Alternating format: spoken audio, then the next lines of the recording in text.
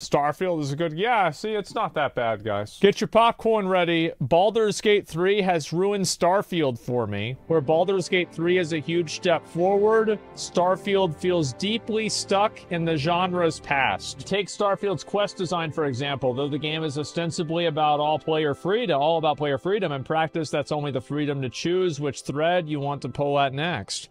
Once you've started a quest, you're strangely on rails. More often than not, there's only one way to complete whatever task you're assigned, and if that's something you're no good at or you don't want to do, such as things that involve breaking and entering, you're simply out of luck. Where there are choices, they fall again and again to the exact same pattern. Succeed at Persuade check to bypass all obstacles, do the thing as intended, or shoot everyone.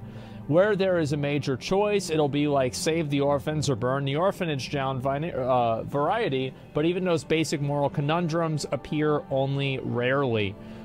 Presented with situations like these, I can't think about the wonderful chaos of Baldur's Gate 3 quests. Even the most seemingly small task is richly layered, built with delightful reactions to you and your most thought out approaches. A group of ogres in a ruined village can simply be fought, but if you engage them in conversation, they can be intimidated, deceived, charmed, or bribed. Well, fuck. Okay. That is very complex. Baldur's Gate 3 is designed from the ground up for this kind of freedom. Starfield has none of that spirit, and though I would never have expected it to be such a dense sandbox in 2023, it's disappointing to find out how uninteractive huge swaths of it truly are. NPCs don't react to your action outside of narrowly scripted sequences. Largely, they hang out on completely static sets. Your only tool for poking at the world is a gun. Fire it at someone and they'll fire back. That is, if they weren't already firing the minute you walked in the door. It's disappointing compared to a revelatory experience like Baldur's Gate 3. It's not even really living up to Bethesda's own standards either. Oh, here we go. This is cute. Early on in the game, I discovered a laboratory frozen in ice, taken over by bandits. At first, I assumed that I stumbled upon something equivalent to one of Fallout's vaults, a self-contained story to pick through the piece together. Some small elements pointed in that direction, dead scientists scattered around, a series of emails with sinister implications, a fun little joke on the ice machine. But as I delved further, I couldn't help but see any real depth, any unique items, or any interactable... Fucking, where's this little bug? Any interactable NPCs, or any kind of end goal in the area, and I eventually gave up a little baffled. Later, I discovered why this laboratory seemed so thin. When I encountered its exact duplicate on another planet, and then again on another planet. It wasn't a vault. It was a block of content for the procedural generation algorithm to spit out as a backdrop for yet another bandit fight. After that, I started noticing the same phenomenon everywhere. Even locations used for main quest missions repeat on random worlds, explaining why they're so uninspired in design. It's all a consequence of that need for scale. No, it's not. It's just bad. Like, how is it that No Man's Sky can have more depth than whenever they have, like, probably 1/100th the resources? That's bullshit. It's uninspired garbage. Yeah, like, that's it. Like, no, it's not... Like, there's no reason that you should have multiple solar systems that have no life on them. Like, what is this? Like, why? No Man's Sky is 7 years post-release. I mean, it is. Absolutely. I'm sure Starfield will be that good 7 years post-release too, but not because of Bethesda, but because of the modders. Apparently, people said that the modders didn't want Bethesda to update their games. Please don't touch them anymore. Please, just let us play the game. Let us do what we want to do, right? This is nuts. No Man's release was 100,000 times worse than No Man's Sky. Yeah, I just don't really expect to see that. I mean, do you really expect to see them, like, turn it around like No Man's Sky? I mean, really. It's simply not possible to fill them with crafted content. No, I disagree with this. The fact that, like, whenever you go to, like, some moon... Like, I've been to, like, 50 moons. No, I've been to 30 moons. And there hasn't been a world boss dune, like a dune worm, like a fucking sandworm or anything like that in any of them. There haven't been any sort of, like, moon, like, boss fights or anything. It's just been this, like, bland, boring experience. Over the moon without an atmosphere of wildlife? Because it's a game. And you could say wildlife... I mean, like, who's to say that wildlife has to exist inside of the scope that we know it to exist in, right? Like, who's to say there's not space monsters or some sort of other eldritch horror that exists in the cosmos that you have to fight? Like, what the fuck? So yeah, to me, like, whenever yeah, space whales, why aren't there space whales? Like, or at least something, right? I mean, damn. And even if it's not that, it should be something, like, even on the base planets, I don't see a lot of those. Maybe they exist, but they certainly don't exist frequently enough for it to matter. There's no difference between any of the generated planets and moons. Yeah, I feel like there's not really... That's actually a really good point. Like, every planet that I've been to in Starfield hasn't felt any different than any other planet that I've been to. Like, the only difference is that, like, some of the moons have low gravity, and so you can jump kind of high. No intelligent alien life? Yeah. Lost in space. What's really lost along the way is any sense of actually playing a role. In Starfield, no one really cares who I am, other than that I am the magical alien artifact chosen one or whatever. The choices I make in creation have almost no bearing, other than a few specific event-generating traits, like kid stuff. Outside of 1 or 2 lines of dialogue, it makes no difference. Yep, that's probably true. Choices I make in play feel similarly irrelevant. No faction cares whether or not I've joined another faction or what jobs I've done along the way, as long as my bounties are all paid off. The only metric of the impact of my galaxy is whether my companions, a group of sycophantic robots with frustratingly similar moral codes, are repulsed by me or not. It's such a far cry from what Baldur's Gate 3 lets your character make, and their own unique mark on the world. Through class and race-specific dialogue, complex relationships between factions. I'm not just the hero of the story, I'm the character in it. It's not just a game set in a vacuum, it feels like it was created in one too. Completely isolated from the last decade or so of RPG design. Well, to be fair, I mean, you're really comparing it to a game that came out this year. And a lot of people have said that Baldur's Gate increases the expectation for RPGs. So, I mean, I wouldn't really say this happened for the whole decade, but yeah, a lot of people feel this way after playing that game. And enough of the dialogue with Bethesda's own past games. What should be one of the most exciting games in years, it instead just feels behind the times.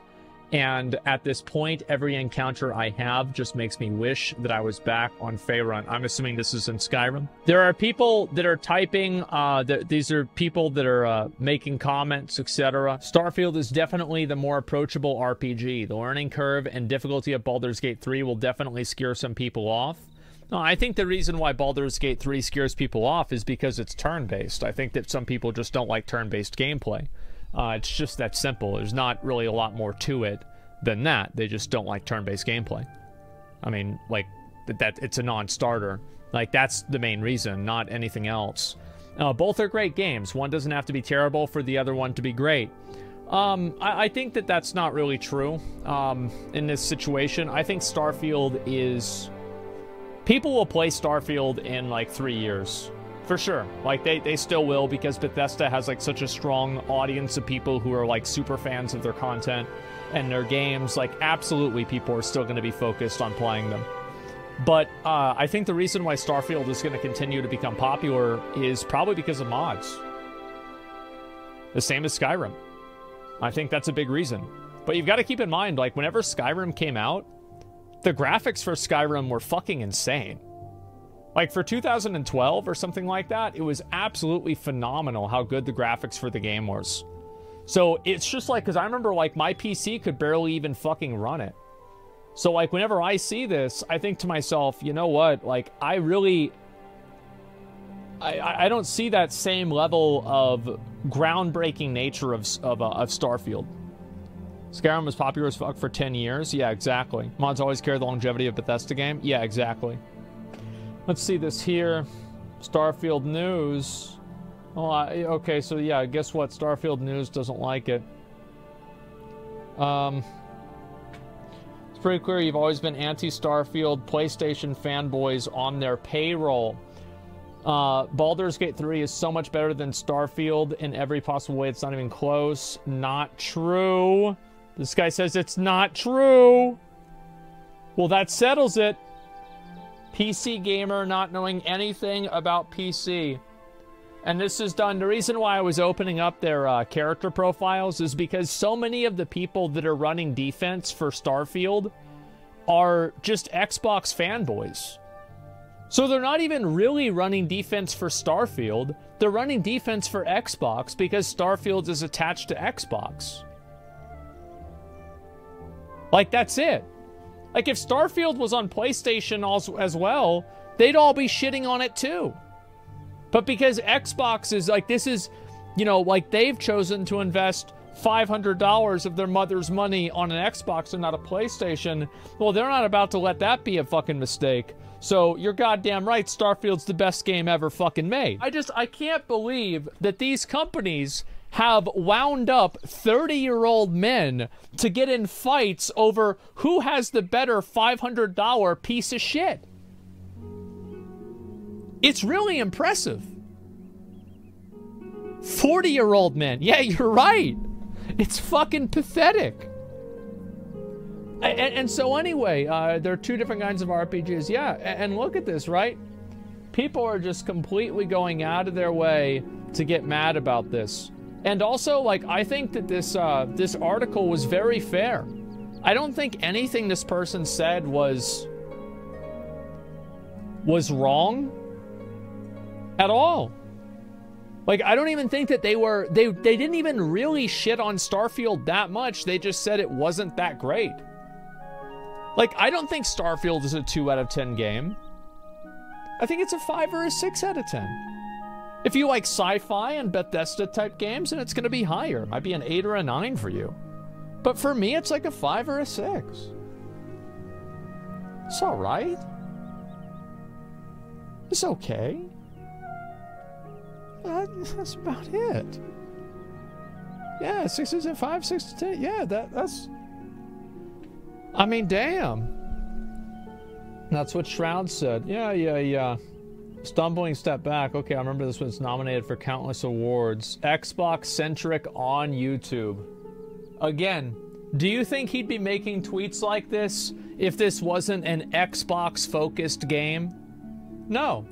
It's, again, you have these Xbox fanboys that are running defense for Starfield. It's pathetic. I've noticed that there's been a lot of people defending Starfield. And, a lot of the people that have been, like, I'm just gonna say it, they've been, like, Xbox fanboys. Like, their existence is about, like, talking about, oh, there it is. It's just weird how, like, I actually think that making the game for Xbox actually did help the game, unironically, because now everybody is defending it because they're, like, it's their console, this is their console game, right? So now it's like a fucking gang war, you know? Oh, what would you rate the game out of 10? I think this game is a solid 5 or 6. I don't think it's the worst game that's ever been created, but it's certainly not the best game that's ever been created. I think it's aggressively mediocre. You gave Bleak Faith a game 5 out of 10? I also gave Bleak Faith a 5 out of 10 because I thought that I really liked the aesthetic of the game. Like, I really liked the aesthetic of the game, to be honest. And I also keep in mind, like, Bleak Faith was developed by 3 developers. There were 3 people that made Bleak Faith, and I think Bleak Faith, I'm gonna say it, I think it had a better aesthetic than Starfield. I remember the aesthetic of Bleak Faith way more than Starfield. So what does that say? Yeah, I mean, like, I think that this game could very solid be a 7 or an 8 for somebody who's like for people that really like the space aesthetic. I could see them really enjoying the game. Now, do I feel that way? No. Okay, this should be big loot. This is a big loot situation. What? What? What? Oh, it's a safe. It's a safe. This is it. This is it. This is gonna be huge, guys.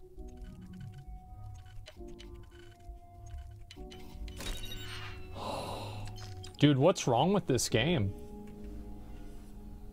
I think this game is bad, guys. I haven't wanted to say it until now, but, like, You know, we're just in one of those situations where, I mean, how do you not say it? But none of this matters because I'm about to be able to go buy my new ship. Alrighty, boys. We're gonna fucking buy this right now. Yeah, it's literally a skill issue. What?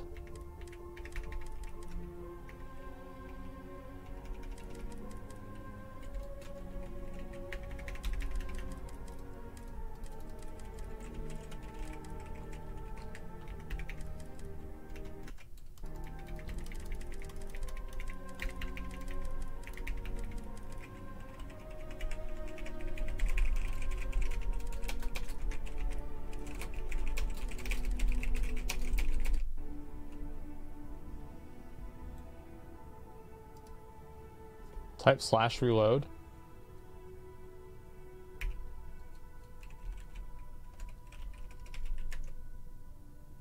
It doesn't work.